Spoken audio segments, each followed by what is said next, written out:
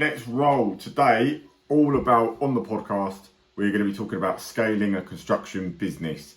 Now, this is something that's very important to learn, and it's something that people ask me about all the time.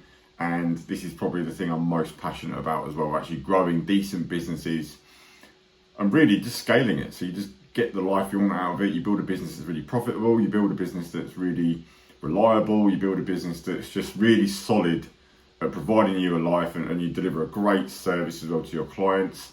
And there is a step-by-step plan, if you like, of following that you need to follow in order to grow and scale a decent sized business. So if you want to scale your business, doesn't matter what trade it's in, doesn't matter what niche it's in within the construction industry, it's all the same shit, it all applies, it's all basic stuff, you know, it's nothing that's massively complicated, but if you don't know it, you don't know. And what I've done is done it in an easy way to understand so that you can really clearly get it and know, right, what stage are you at? So you can see, right, what bits you need to focus on next in order to actually scale a business and to a position of actually being able to sell or exit that business, which I think if you're in business, you should always build a business from the start with that in mind. Go and build it so it is something that is commercially valuable, that you could sell it one day, and you've got an option there to release what's called a capital event, where you get a lump of cash in. And this is the thing with business, is that people make a lot of money when they sell their businesses, or they have big events that arise where a big influx of capital comes in. And for the business owner, yes, you can earn a decent sort of like wage and dividends and whatever from the business yearly, but a big capital event is the thing that's going to make a massive difference in your life at some stage, whether whether it's this business or the next business or whatever. So I always like to start a business. If you're going to start from scratch, or you're going to build a business, is go, right, let's go through the levels to build it so it is something that's commercially valuable. It's an entity that's got a value sitting there, and it's not just relying on you. It's got the right structures in place, that it's actually worth money to someone else. And that's what scaling a business is all about. You've got to make it valuable to the marketplace. It's got to be a valuable thing. So we did this. We went on a growth journey of going from a low millions business to over a £10 million a year business. And there's a lot of stuff that goes on in there. And you go through some real pigs and troughs. Your profitability goes up and down of the changes of the business. You go through some really, really strong character building times and shit going against the wall and stuff that you don't really know, stuff you don't understand. It's difficult. It's not easy. Like, everyone makes this stuff out to be really easy. It's simple, but it's not easy to be done day to day into it. And this is what I really hope I can put for you guys in this podcast, is make it right step by step. This is what you need to focus on to scale a business based on that experience of going on a really turbulent path. You know, it can be chaos if you let it, this industry. But scaling a business, especially at speed, sometimes it feels like you're just fucking holding on for dear life, and you want to do it in a nice, systemized, structured way. And for me, looking back and going, right, based on what I've done and been through of being part of a business, I'm now going, right, what's the smartest way to do that again, if you're going to do it in a nice, logical, thought out, proper way. So if you scale a business, and if you build it right, you are then going to have, well, one, a solid business, and two, you're going to release the value that you're creating in that business. And I don't think people fully realise that when you've just started in business, maybe in your first couple of years, you're just looking at what are you earning now, and what are you getting out of it now, and the bank balance, if you like, and what it really actually does for you. But what you're not seeing is the value of an asset that you're building. And everyone looks at assets as property, stocks, investments, and that type of stuff. But your business is an asset that you're building away. And it's like, if you're doing the work anyway, you may as well build that asset into something that's actually going to be worth a lot of money and actually be a solid asset that someone else wants to own. Not just an asset to you that just pays you and just provides for you. You want to build a long-term thing. So if you get this right, you can build something very commercially valuable. But if you don't, and you don't put these things in place, and you don't think longer term and look at things on a really long horizon and go, right, what's the longevity of this business? Because there is a longevity to it as well. I do believe that there's a longevity of step one, working on the tools and doing manual graft. There's a shelf life to that.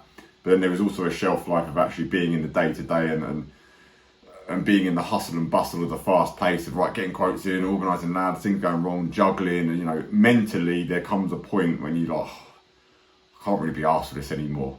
And the only way of getting out of that is if you've built something that's commercially valuable, because otherwise you just never quite get off that hamster wheel. And it's just different stages of business, it's just different stuff that happens. So if you get this right, you've then got something in a really good position. You've got something that's sellable, and it's just going to work for you. So the steps to scaling a business.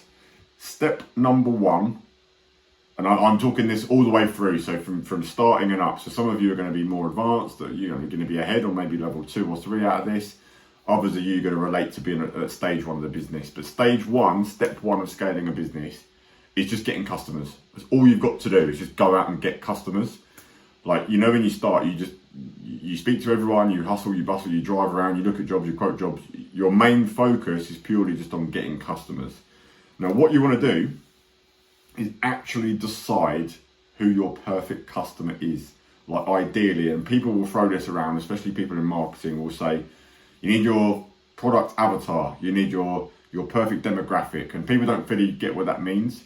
What that means in terms of a business sense of one businessman speaking and you guys listening as another business person, who's your best fucking client? Who's the perfect client for your business? And for me, that comes down to the perfect client who pays, who you can earn good money from, but equally you can get more and more work from. And that's the way you want to be thinking. Like, your perfect clients are people that are worth a lot more money to you. And this is a term, again, used in marketing, is lifetime client value. You really want to be building a business around clients that have got a really high lifetime value. Because if you're doing little in and out jobs for Nanny Pat down the road, or Sue over the square or whatever, and she's having a 300 quid job done, she's only going to come to you every once in a while for a 300 quid job. Whereas you really want a client who can give you hundreds of thousands of pounds a year in revenue, because you've built the relationships in the right strategic places. And people don't look at this enough of going, right, strategically, who are the people you really want to be doing business with? Now, in commercial, that's quite easy to do, because commercial clients, they spend a lot. They spend over time because they've got massive businesses. A lot of the clients we worked with, they've got distribution centres all over the UK. They've got offices all over the UK, especially the government. They've got buildings absolutely everywhere. There is a lot of repeat work there by nature of just the scale of their operation. But obviously in a residential setting, if someone's having an extension done, or a new kitchen, a new bathroom, your lifetime client value is going to be impacted, because not everyone gets a kitchen done every 6 months. You're not going to get much value out of that client. But if you are forming strategic relationships with the right people, such as interior designers, architects, structural engineers, people that are surrounded by that type of work, you want to be looking at them as your client. QSs as well, estimators, and all sorts of design practices that people go to, but they're getting all the clients themselves. So you really want solid relationships with those people to get a piggyback onto all the business coming into them, and look at them as a client in your business and identify, right, who are the 10 key people for you to build relationships with to get solid flow straight to work in. And obviously you still want to be going after residential work and the individual people that come across, but you want to be thinking more long term and going, right, where's the best work going to be coming from the best clients that are going to pay the most amount of money, happy to pay it, really easy to work with, and ultimately going to refer you as well, so that then that extends that lifetime client value. Because in a residential setting, yes, you might only do one extension or loft conversion or kitchen or bathroom for that person, but if you're doing an amazing job and it's the right client who's influential, who then recommends you to their other friends, that the value of that client's a lot more. Whereas if you're doing work for, let's be honest, people that are on the lower end of the client value ladder, you've got clients that you rated at a 1, who are like people that nitpick, penny pinch, want the cheapest, want to skimp on everything, and they're just out for purely money driven by the less cost best if possible, versus higher end clients that, look, let's be honest, higher end clients have bigger houses, they have multiple houses, they have investment properties, they've got wealthy friends. You'd rather be building a business around those clients rather than the low end clients. So have that in mind, depending on what market you're in. It's all about just getting clients, but the key takeaway is, right, who are the best fucking clients that you could work with possible? And then as we go through the stages of scaling, you're going to learn and understand, right, you need to build everything around that type of client for the business that you want to be. And I've spoken about this a lot, I've done a podcast on this. You have to build a business based on yes, where you're at today, but you've got to be building ahead of where you want to be. And it's a massive thing that you have to have a mindset shift of going, right, they're the clients that I do want. How do I get them? So that's step one, getting clients. Step two heavily links into that is building the marketing machine to get those clients and to keep getting those clients, so that the system churns. So there's inquiries coming in, there's leads coming in, there's tendering opportunities coming in because you've built a marketing system.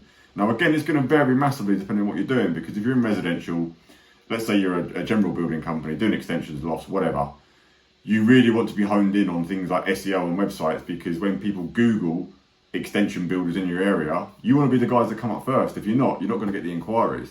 You know, if you're not top 2, 3 maybe on Google, you're not going to get the inquiries. And Google is full of the ready to buy clients. They're the people that are going, I want an extension doing. Everyone goes to Google. Everyone Googles absolutely everything. So your marketing needs to be built around the clients that you're trying to win. But equally flip that into a commercial world. If you're trying to get a lot of commercial work, your marketing system is actually building the relationships with the right people in the right places at the main contractors or designers or bigger tier contractors, depending on what type of work you're going to. It's going to be more of a relationship thing, but that's still your marketing plan. Like, you have to put together and devise a solid marketing plan that reliably spits you out leads and inquiries coming in all the time. So you're not scratching around, having dry spells, good spells, up and downs. You know, you want as many opportunities as you can, and the strength of the business is having to actually turn away quoting inquiries or tenders because they're not quite the ones that you want to do, and you're picking and choosing the work you really want to do to an extent, and so you've got a bit more control over it. Whereas what you don't want is, as soon as a lead comes in, you're like a dog on heat because you want to price it and win it and get it because you've got nothing else on your plate. And there's a massive psychological thing with that as well. When you've got plenty of inquiries, it's a lot more relaxing place to be. Whereas when you haven't, it's quite a stressful position to be in. It's like, you know, you liken that to dating as well. You know, when you've got options, quite relaxed. Whereas when you've only got one option, people sniff that and smell that in you in terms of how you're selling yourself, how you're selling your company, the whole thing. So you have to build a marketing machine in step two. You cannot really move forward unless you do that. Unless you build a solid marketing machine based on the business you've got, based on the clientele that you want, that we talked about in step one of scaling a business. You've got to build that machine that's reliable and starts pumping out, because then you move to step three, because then you've now got the work coming in and the people with the work control everything really. Step three is then building the team, and it's something that you do constantly, but doing this in a logical order. Step three is building the right team of the subcontractors, your employees, your direct lads, and building that once you've got the inquiries coming in, because you can't really worry about recruitment unless you've got the work in front of you. And you can't worry about having lads, because you can't have lads sitting there around who've got no work, scratching their balls. You've got to get the marketing machine right, working first. Then it's all about the lads and developing the team. And obviously that is inside the office as well. As you grow, and depending again on the business, the setup you've got, it might be that you need an admin girl, it might mean that you need a contracts manager or a project manager. It's perfecting that team is step three. And then it's a team that you build upon. So it's site-based and it's off-site based, office-based, sorry. You've really got to be building the team. That should be your only focus, is just going, right, we've got leads coming in. We need to just perfect the team and get really good, solid, minimum 8 out of 10 people in the business. If you've got people that are 3s out of 10s and you're dragging them, you've got problem people, you need to just solve all that first. Don't worry about anything else. Don't even fucking think about the rest of the steps that I'm going through. Once you've got marketing right, you've then just got to get the team fucking right. You've got to have A players, you've got to have B players, you've got to have people that perform and you can rely on, you trust, and just no bad baggage, because the bad apples, the sayings are all fucking there. You hear these sayings all the time. One bad apple ruins a cart. That's exactly the same. So you need to resolve that first and have people that are fully on board. And again, I've done another episode on staff. Previous episodes, you look back, I can't remember what number it is. But it's basically a process of working out who are the right staff. So you need to listen to that if your current challenge is your team. But get that right and build the team, then you can move forward. Because from that point, once you've then got the team, it's then just about refining. So it's systems and processes, which is all about, right, how do we do everything? So processes and systems is obviously going to form part of the marketing plan. You've got a process and a system of building that marketing plan, and you're improving that system. You've then got your delivery systems, you've then got your financial systems, you've then got your recruitment systems to build onto the team again. You've then got certain softwares that you might plug in, you've got certain health and safety liabilities that you need to cover off and check off from a system and process point of view. You're then going to start looking at processes of, well, how does the admin person do this? How do they invoice? How do they quote? What are our terms on our quotations? What is everything? You know, every single little system and process you can think of. You're then at the stage of going, right, let's make the business efficient as fuck, and it runs really well. Everyone knows what their job is within the team. And we've got the metrics, the KPIs, which again is another episode that I've done all on that, KPIs, and you just know exactly how the machine is running because you've got the systems and processes in the business. And this is the thing, you need the good people. It was the previous step, number 3, but number 4, processes and systems. It's the people that run those processes and systems, and the right people will help you develop those systems as well. So it all works and comes full circle. So that's number 4. Step 5 is building a power team. Because once you're at that level, you've now reached crunch point. If you've reached a point and you've got good clients, you've got great marketing, and you've got a decent team, and you've started doing your processes and systems, this is now the crunch point where most people actually just sort of stop. They go, do you know what? I've got 2 or 3 people in an office. I've got good guys on the site. I'm happy earning what I'm earning, and you're at a level. But if you go past this point, this is when you can now double and triple your income because you've got what's called like momentum on your side. You know, when you imagine rolling a snowball, when it's tiny in your hands and you're rolling it along the floor, not much is happening. But as that ball's growing and growing and growing, you imagine you've got a snowball now that's 2 meters wide, and you're literally just pushing it. It's gathering more and more snow. It's getting bigger and bigger and bigger, and you're literally just pushing it with one hand, and it's just getting the speed that you can increase at once you go past this point into step 5.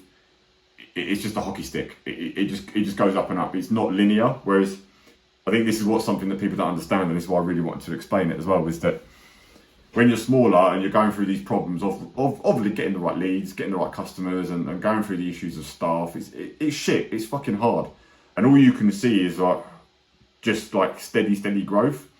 But once you break free, you've built a really good team, you've got systems, and you get to this next level. It is literally a hockey curve. Your curve of growth just goes on a completely different angle. And another analogy that really sort of stuck with me is that you imagine a rocket ship. The rocket ships are fucking huge. You've seen them on TV, or you've seen the film Apollo 13. You see the size of the ship, and 90% of the ship is just a massive container full of fuel to get the thing off the ground. Like that takes all of the energy. And then you see as that ship then goes into space, once it reaches out of the atmosphere or whatever it's called, all the other parts fall off, and the spaceship is a tiny bit left on, but it's out in the atmosphere and it can go as far as you like. Because it just takes so much fuel to get it off the ground. And this is the same in business. It takes a shit ton of fuel to get things off the ground and get to this stage. But then as you want to scale and you want to grow and build something really profitable, this next step, number 5, of building a power team to plug onto that, is what will allow you to really, really grow. And what I mean by a power team is experts that are a lot smarter than you. So this could be in the form of commercial director, could be in the form of a financial director, it could be in the form of a strategic partner to help you grow the business and take it to the next level so that you increase that commercial value because you've got your eyes set on growing something. And this is where people shit themselves, because these people are expensive. These are not people that are your 40, 50 grand a year jobs, which I'm not saying lightly because they're still a good salary for a lot of people, but you're going out of the realms of the average normal salaries that you're going to be paying people and what you expect to pay. These people are going to be a lot more expensive. They're going to want things like equity and a part of the business to add their massive value to it. But the value that can be created from the business from a commercial point of view is one, but also from the point of having someone else on your board that is in the game with you and understands it and gets it and has got the experience and the advancement of the next 4 or 5 moves you need to take from that point. And it sort of shares the liability and the weight off your shoulders a little bit, that you've got someone in your corner in your camp, that you've got really solid, strong people. And this was massive for us, of bringing in really expensive people. We absolutely shat ourselves I remember clear as day, one of the first guys I interviewed in that higher level position, which was a financial director's role, a guy from a massive company, come from one of the big four, doing hundreds of millions a year, commercial director, older guy, quite switched on, wasn't really, on a level with me, if you like, but his minimum expectations was 120 grand a year just to get started, which was like massive for us to get our heads around employing someone that's on that sort of level. But this is what these people want. And what worked out with that, we didn't actually take that guy and we ended up taking someone else on in the end because he wasn't quite right. But what I mean is you go through a mental shift of going, fuck, like you've got to pay these people a lot of money. But it's a skill as you learn as a business owner that you're always investing back in, and the cost on the face of it is nothing compared to where you can get to.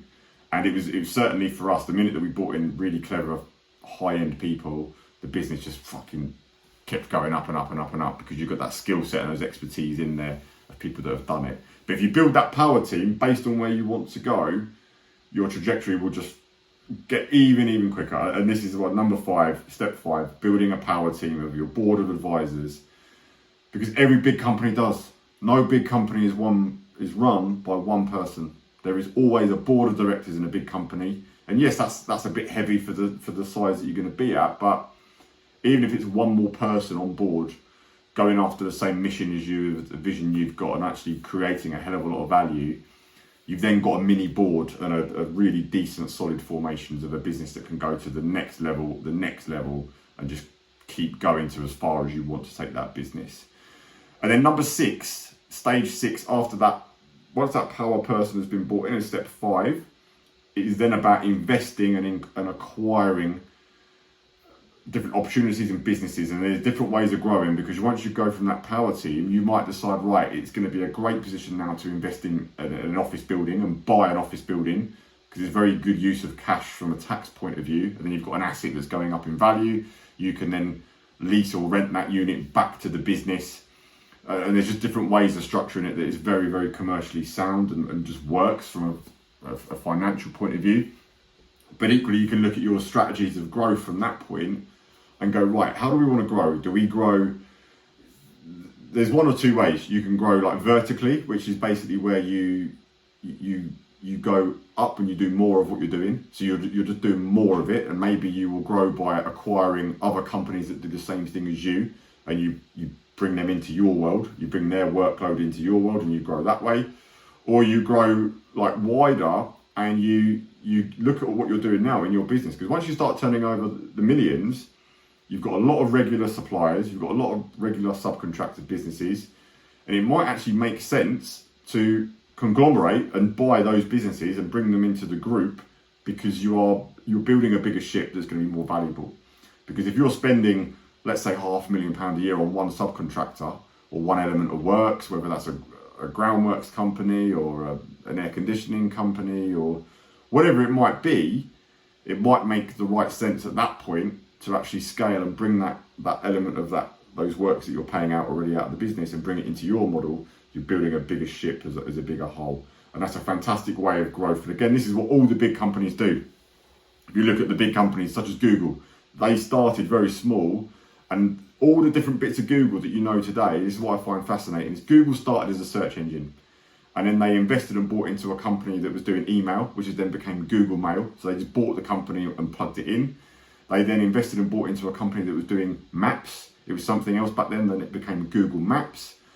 And then they just invested in all these other little bits that plug into it, that's made Google the big beast that it is today. It didn't start like that.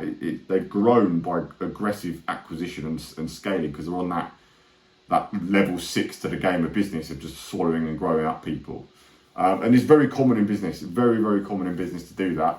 And it's just another level of like an entrepreneurial journey of getting to that level and doing deals like that. And that's certainly my interest now. My focus of doing that with businesses is taking them from a point of, okay, we've got a business there that's doing money and it's doing well, it's great, it's got a good marketing machine, it's a solid business. How do we now take that business and actually add the right stuff into it to make it grow, make it run better, increase profits, and actually have it valued at a higher commercial value? That's what my focus and interest is heavily on now. And once you get to that point, the next step after that is you either exit it or sell it. And that's step 7 of the game. Step 7 is the last step, It's, do you actually liquidate your shares? Do you actually do a management buyout with the people and the team you've built in? Or do you just do a straight sale? You know, you've got the options to you to do what you want once you get to that element and that stage of the business. But those are the 7 stages, and obviously they're very set way of selling a business and being efficient and doing it in the right way. And I think a lot of people have fear of selling a business and then not quite, you know, a lot of businesses go bust once you sell them and it's not done in the right way. So there is a right way of doing that, and it's, you know, but the options are there to sell a business, but you've got to go through those steps, because really where you want to be and where you want to be sitting is in a position that you could sell it, but you don't want to. But you know you've got an asset sitting there that if you did want to, it's there, it's built and it's done. And then you've got a business that doesn't rely on you. You've got a business that runs and builds and grows over time because you've done those steps. But you've got to do those steps in order. And I think a lot of people are looking at the wrong things in the wrong order. This is the order that you need to do them in this podcast. You know, you've really got to follow that set system of just nail each level. And if you want to re-listen to this, by all means, re-listen to the podcast and go through the level and go, right, what level are you on? Focus purely on nailing that level, and then move to the next level, and then the next level. And it's just got to be done like that. You know, you've got to build things in order. Same as in it from a construction environment, you all understand things have a natural order of progression that you have to build them, and you don't worry about the roof before you start doing the groundworks. So you've got to think with that in mind. But I certainly think going through those stages and building a business with that in mind, it's going to give you a lot more options in the end. Even if you never do sell it, you never want to because you love the business. If you've built something that's commercially valuable, it's going to give you a hell of a lot more options later on, and give you loads of more just opportunities potentially to do bigger deals and better deals as you get older, and look at it from that time horizon that it's longer. You know, you're not in business for a short time, you're in business for a long time. So use that to your advantage and build something that's commercially valuable is what I would be doing with it. So those are the 7 steps, guys. That's an overview. That's really as much like an overview and doing a podcast. I think I might do a training on this and actually do it live so people can ask questions. But those are the 7 steps of scaling a solid business. If you are in a position and you want to scale a business, you want some help with your business, feel free, drop me a DM on Instagram and I'll point you in the right direction. Depending what stage you're at, I can advise and say, right, I would do this and this, and I can drop you a voice note and it's actually me speaking to you, giving advice. You can do that on Instagram. It's @DeanBartonReal. And that's it for this episode. So if you like this episode, please do like and subscribe as well. It helps just put the word out there and grow the channel. But yeah, that's it.